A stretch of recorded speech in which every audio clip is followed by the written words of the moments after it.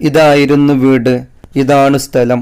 ചോളത്തിൻ്റെ കൊഴുത്ത കതിരുകൾ ഉയർന്നു പൊങ്ങിയത് ഇവിടെയാണ്. ഇവിടെയാണവ ചുവന്ന ഹിമപാതം പോലെ വീണ്ടും വീണ്ടും കൊഴിഞ്ഞു വീണത്. ചെമ്മരിയാടിൽ നിന്ന് സ്വർണ്ണ നാണയങ്ങൾ അഴിച്ചെടുക്കപ്പെട്ടത് ഇവിടെയാണ്. ഇങ്ങനെ തുടങ്ങുന്ന പാബ്ലോ നെരൂദയുടെ കവിത തെക്കേ അമേരിക്കയിൽ നിലനിന്നിരുന്ന പ്രാചീന സംസ്കാരത്തിൻ്റെ കേന്ദ്രങ്ങളിലൊന്നായ മാച്ചു പിക്ച്ചുവിൽ കണ്ട കാഴ്ചകളാണ് അദ്ദേഹത്തിൻ്റെ കവിതയിലൂടെ വിവരിക്കുന്നത്. ഈ ഒരു വിവരണത്തിൽ തന്നെ ലാറ്റിൻ അമേരിക്ക എത്രത്തോളം സമ്പൽ സമൃദ്ധമായിരുന്നു എന്ന് നമുക്ക് മനസ്സിലാക്കാൻ കഴിയും.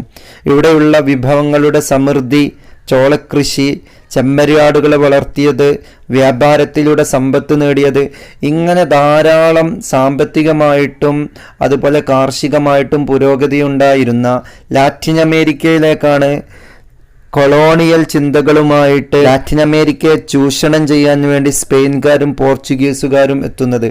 ലാറ്റിൻ അമേരിക്കയെ അവർ കോളനിയാക്കി മാറ്റി എന്ന് മാത്രമല്ല, അവിടെ ഉണ്ടായിരുന്ന ജനജീവിതം പരിപൂർണമായിട്ടും അവർ നശിപ്പിച്ചു കളഞ്ഞു. സ്പെയിൻകാരും പോർച്ചുഗീസുകാരും അവരുടെ ഭാഷയും മതവും ആചാരവും അവിടെ പ്രചരിപ്പിച്ചു.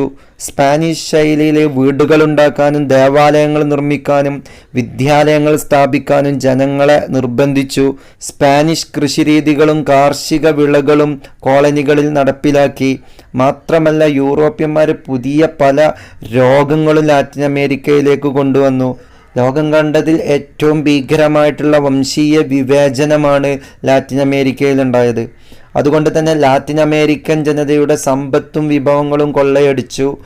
മാത്രമല്ല, അവരുടെ സംസ്കാരങ്ങളെ പരിപൂർണമായിട്ടും തകർത്തു കളഞ്ഞ ഈ ഒരു കൊളോണിയൽ ശക്തികൾക്കെതിരെ അവിടെ പോരാടാൻ വേണ്ടി തയ്യാറായ പ്രധാനപ്പെട്ട ചില നേതാക്കന്മാരുണ്ടായിരുന്നു.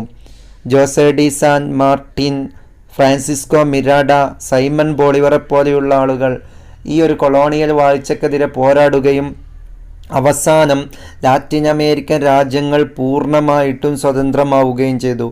ഈ ഒരു സമരങ്ങളെ സൈമൺ ബോളിവറും അതുപോലെ ഫ്രാൻസിസ്കോ മിരാഡയടക്കമുള്ള ആളുകൾ നയിച്ച ഈ ഒരു പോരാട്ടങ്ങളെയാണ് ലാറ്റിൻ അമേരിക്കൻ വിപ്ലവം എന്ന് പറയുന്നത്.